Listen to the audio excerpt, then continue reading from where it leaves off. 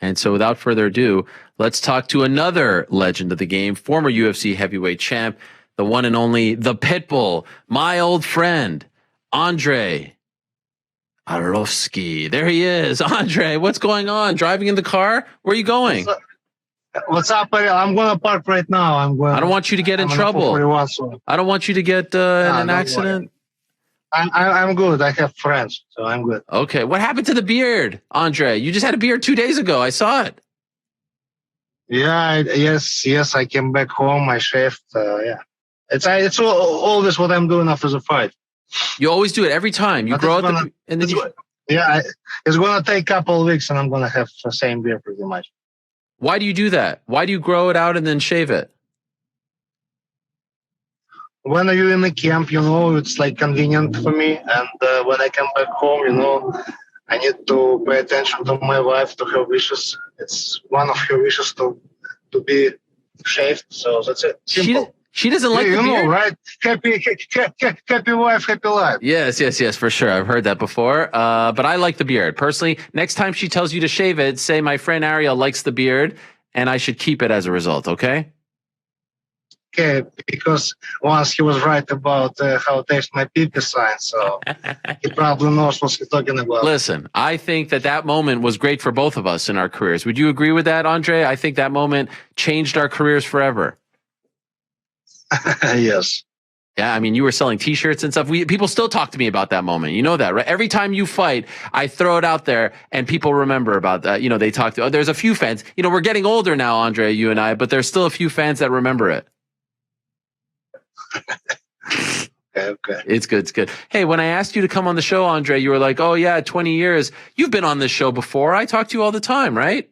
Well, bullshit. I thought actually I was prepared the answer on your question, but you didn't ask me that question. Oh, it's nice to have you here, blah, blah, blah. And I would say, you know what, about time, because on this particular show, I'm first time. And no way. You just interviewed me 100%. You just interviewed me when you were at some UFC media day, whatever it is. And that's it, no more. But on this show? Don't like it for some reason. On this show, first time? Wow. Well, can I be honest? I thought for the longest time you didn't like me. Come on, guy. Not me, my manager, if you remember, Leo Karlitz. Yeah. He gave you some shit about that question, not me. So yes. Actually, that's a fact. You were one of the nicest person to interview me, asking some questions, and that English, my second language, I tried to explain, and you all the time understood me in the right way. So I really appreciate it. That's right. Yes. Where's Leo these days? Are you guys still close? Close enough. Yeah, he's in Chicago. He's in Chicago. Okay. All right. Yes. Leo tried to get me kicked out of that media day. I'm in Florida. God bless Florida. Yeah. You like Florida? You like living there? It's different climate than Belarus. I don't care. 0% state tax, great gunner, so God bless Florida. God bless Florida. Are you American citizen yet? Next question. Okay, fine, fair. I'm about to become one myself. I'm not even American citizen myself. I congratulate you on Instagram when you get the passport. Thank you. Check my comments, I guess. Yeah. Okay, all right. So Andrei, big win on Saturday over Carlos Felipe, and I saw your Instagram post where you were talking about him. What you thought that he was a little too cocky? You thought that you had to teach him a lesson? What was your feelings toward Carlos? He was super cocky, no doubt about, and I almost snapped in the end of the second round when he started. Oh, what's up, bitch? Let's fight, like blah blah blah. And I guess Mike Brown or Paulina Hernandez heard this, and in the rest between like second and third round, they told me, please be calm, don't do anything, just like stick with game plan. And thanks God, I listened to them. I stick with my game plan. I got victory. Wow, so he was talking trash to you in the middle of the fight. Yeah. Does that happen often? Paulina told me right. With me actually first time, and Paulina told me, be careful, he likes to talk, so yeah. And was there maybe the old Andre would get emotional about this, but now you're wiser, you're older, Of you're course, I almost snap. I just like, I remember, I just like I was tired, and I get even tired because I'm thinking about what the fuck, what I can do, how I can, what I can do to him, how I can answer to his not nice words. So I decided, you know what, W more important than what if, heavyweight division, one punch and fight's over. Sure. And I know for the fact from my own experience. Did you say anything to him after the fight? Fuck no. Be honest with you, you know what I thought when I came back after medical check, after interview, I came back to the hotel. I took a shower. I washed my beard with a special beard shampoo, and I still feel, like something of him, like it's still on my beard. That's why I decided to shave. So wow. And when I came back home, I just did a clean shave, and now I feel much better. Okay, Andre, how is this possible? I remember, Andre, I was in New Jersey.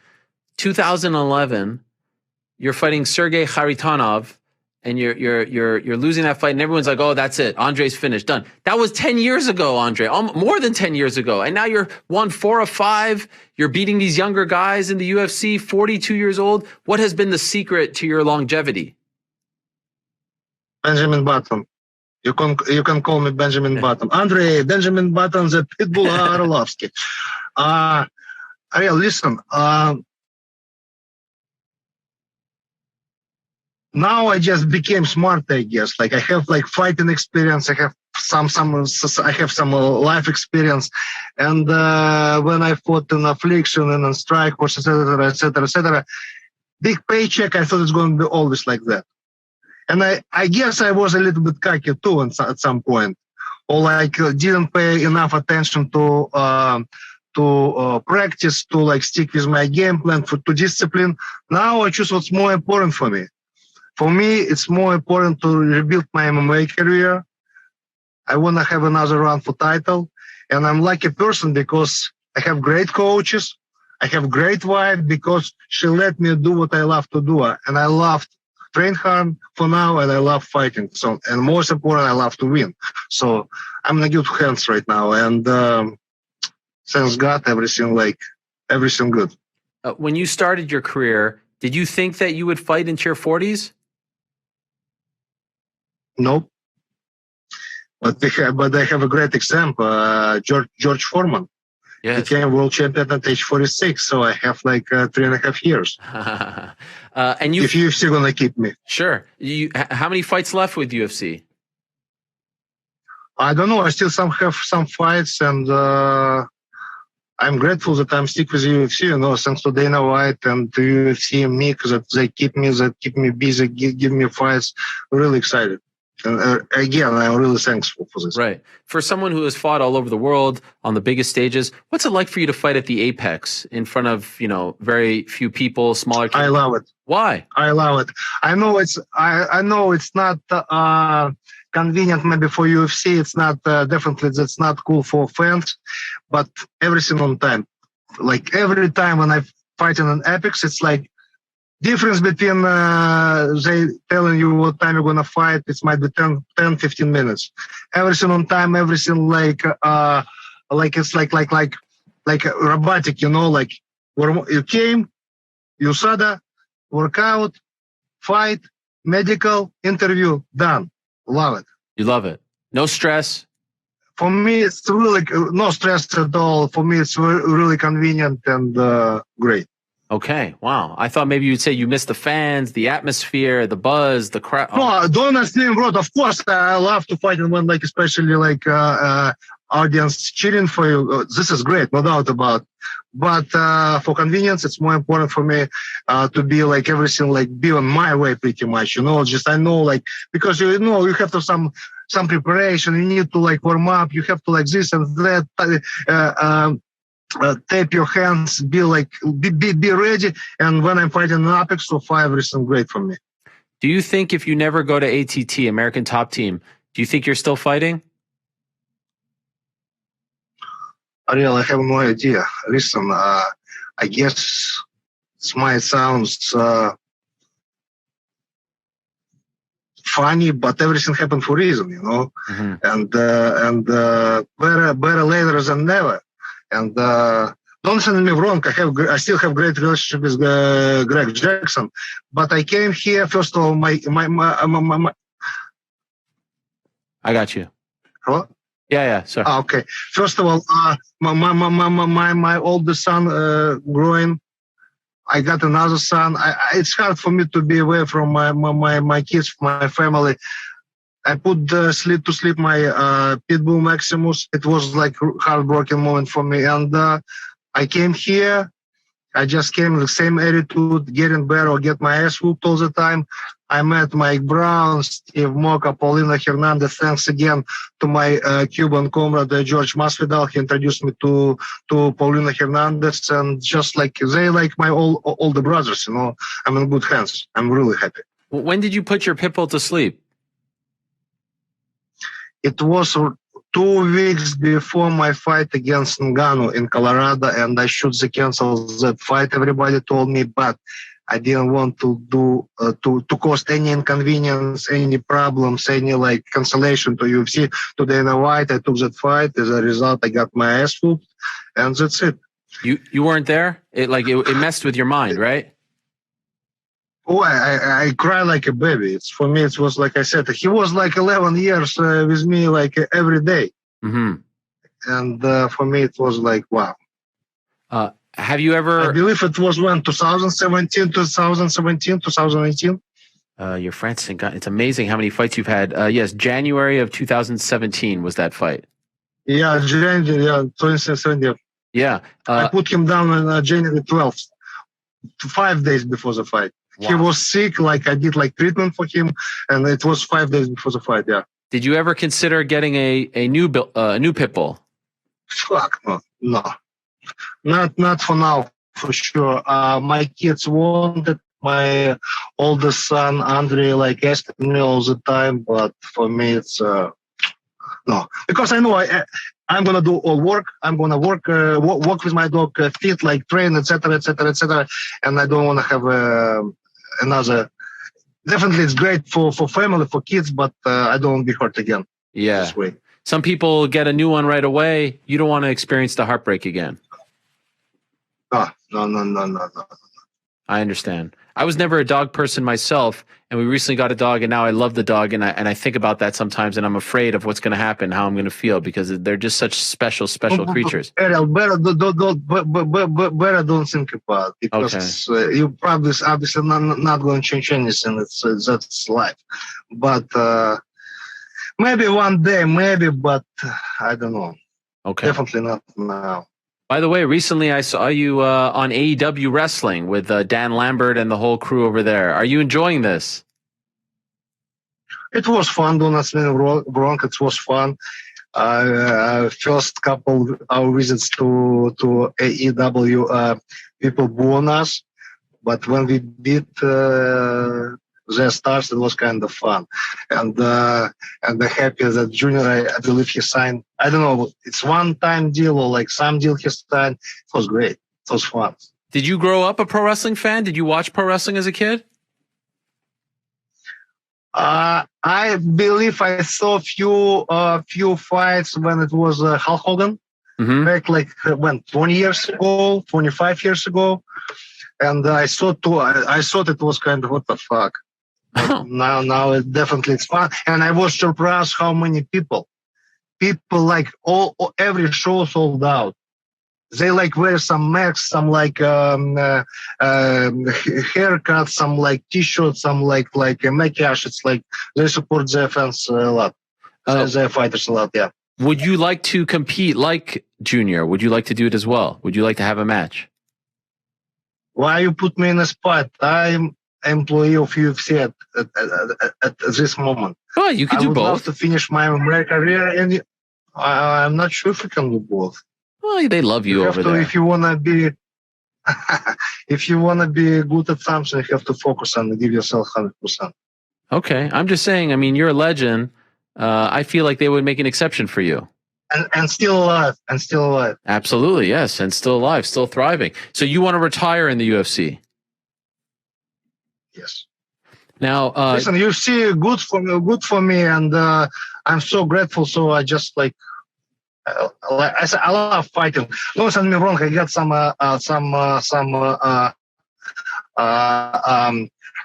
proposals, and I'm sure my manager gonna do like great work if I need something. But I wanna fight, continue fighting in the UFC. what would you say, as of now, maybe the best is yet to come, what would you say was the greatest accomplishment of your historic, legendary career? What are you most proud of? You're talking about UFC or in general? No, in general. What do you like when you say in your heart the moments that you feel happiest about, most proud of? What comes to mind? Of course, when I was a champion, I got some problems in the middle my MMA career, but I moved forward, and maybe one day I'm gonna explain what I mean, etc., etc., etc. But listen, I'm great. I feel like great that like I'm fighting in the best organization in the world, and I was a like eyewitness, right? Eyewitness when it was UFC like back in 2000, and today 2021. So it's just like it's an amazing transition from where UFC were and where is the UFC right now. What do you mean when you say the hard times in the middle when you were champion? What are you referring to? No, I get some losses, I get some problems, personal problems, and I mean I find out power, vision inside of me that listen, guy, you have to move forward, and I beat everything what bad what it was in the past, and move forward, and I'm happy right now. That's why I told you before in the beginning of our interviews that I have somehow a little bit. Hello? Oh, I lost you there for a second. You said that's why you told me at the beginning of the interview, and then I lost you. Like I said, I have some life experience, you know. Sure. I went through some good stuff, bad stuff, and maybe I'm gonna give you some how it's called a teaser, and maybe in a few years you're gonna invite me again on your show, and I'm gonna tell you exactly what I meant today. Yes, I feel like you're not telling us the whole story here, Andrei. You're giving us a little bit of a taste. Yeah. Okay, fair enough. What age do you want to go till? If I'm gonna feel at age 45, 46, what I'm feeling right now, I mean, like Nike, just do it. Just do it. I mentioned George Foreman. I mentioned George Foreman. He became world champion at age 46 when he beat Michael Moore. So, right. And like I said, I have three and a half more years. And when do you want to return? When do you want to fight again? Just as soon as possible. This year? No, it's probably not. I would love to. Realistically, it's not going to happen because last show I already asked is going to be on December 11th, I believe, this year. So beginning next year, yeah. And who do we want? Who do we want to fight? Who do we need to fight? Who's next? No, I don't know. It's not. This is not for me. Why not? Yeah, I mean, I would love to fight somebody like 10, top 10, top 15, but it's totally up to UFC. Maybe Curtis Blades? He's top 5, I believe, right? Yeah, why not? Let's go. Come on, Andrei. Do you believe in yourself or not? What are you thinking, right? Let's go for the belt. No, it's not. I wanna fight for the title next fight. But listen, what I want and what UFC think and Mick. So it's not up to me. Okay, fair enough. Before it's all said and done, do you want to fight in? You've never fought in Belarus, right? Oh, I'm sure that the UFC in my MMA life not going to happen in Belarus. Never. No, but not UFC. Maybe you have an exhibition, something. Do you want to compete in your home country? No. I fought. Once I fought in Belarus back in 2012. You did? Against Kariastakis, yeah. Okay, but is it important for you to retire there when it's all said and done to have a final, or you don't really care about that? I don't care. All right. I was trying to get all emotional with you here and have a moment, but you don't care. Listen, you don't care. You don't care. Andrei, a pleasure to talk to you, my friend. It's great to have you on the show again, because I'm sure in the 11-year history of this program, First time. you've been on before, and if you haven't been on before, that's strictly your fault, because I was terrified of you as a youngster. I was terrified. I thought you would eat my head off. But I love you, Andrei, and you are welcome here anytime. Okay, my friend? Thank you very much, Ariel. Thank you. God bless. All right, we'll talk to you soon. There he is, the Pitbull, Andrei Arlovski. What a legend this man is.